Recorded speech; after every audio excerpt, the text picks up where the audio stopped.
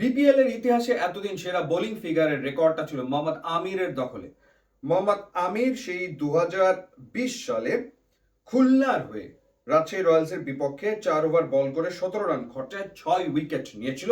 সেটাই ছিল এতদিন রেকর্ড। এতদিন ধরে 1, 2, 3 সেরা বোলিং ফিগারের তালিকায় তিনজন পাকিস্তানি ছিল। 2 নম্বরে ছিল মোহাম্মদ সামি, যিনি 6 রান দিয়ে 5 উইকেট নিয়েছিল। সেটা 2012 সালের ঘটনা। তিনি খেলেছিলেন রাজশাহীর হয়ে, ঢাকার বিপক্ষে তিনি এই কীর্তি ঘটিয়েছিলেন।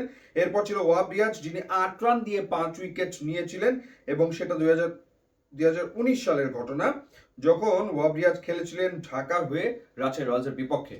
এবার সমস্ত রেকর্ডকে ভেঙে চুরে চুরমার করে দিয়ে তালিকার 1 নম্বরে উঠে এসেছেন তাসকিন আহমেদ।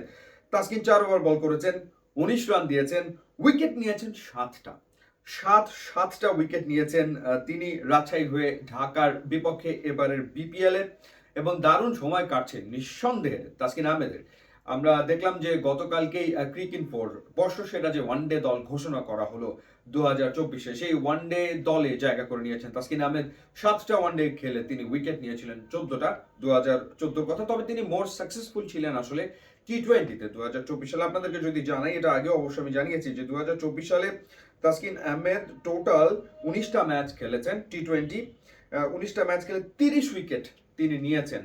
খুবই সফল ছিলেন, কোনো সন্দেহ এ ব্যাপারে নেই। 14 রানে 3 উইকেট ছিল তার বেস্ট 2024-এ। 3টা ফরম্যাটে তিনি ভালো বল করেছেন। ওয়েস্ট ইন্ডিজের বিপক্ষে আমরা টেস্টেও তাকে ভালো বল আসলে করতে দেখেছি। এর আগে বিপিএল এ 5 উইকেট কিন্তু তাসকিন আহমেদ নিয়েছেন, সেটা অবশ্য বেশ আগের কথা। 2016 সালের কথা। 2016-তে তিনি একবার 5 উইকেট নিয়েছিলেন, এবং ওই 5 উইকেটই আসলে তাসকিনের টি-20 ক্যারিয়ারে এখন পর্যন্ত নেওয়া ওই একবারই ছিল আসলে। 4 ওভার বল করে 28 রান খরচায় 4 উইকেট নিয়েছিলেন। 2019 সালের ঘটনা, সিলেটের হয়ে চট্টগ্রামের বিপক্ষে। তো এটা তার দ্বিতীয় 5 উইকেট, এবং এবার তিনি বিপিএল এর বেস্ট বোলিং ফিগারটাকে নিজের আসলে করে নিয়েছেন। ঢাকার দুই ওপেনার অর্থাৎ লিটন দাস এবং তানজিদ হাসান তামিম, দুজনকেই তিনি শুরুতে আসলে ফিরিয়েছেন। লিটন কুমার দাস তো শূন্যতেই আসলে আউট হয়েছেন, তানজিদ হাসান তামিমকে তিনি আউট করেছেন, এবং এরপর লাস্ট যে ওভারটা করলেন সেই ওভারে নিয়েছেন 3 উইকেট, হ্যাট্রিকের সম্ভাবনা জাগিয়েছিলেন, এবং তার সেকেন্ড যে লাস্ট ওভার সেই ওভারে নিয়েছেন 2 উইকেট। সব মিলে তার প্রাপ্তি হচ্ছে আসলে 7 উইকেট।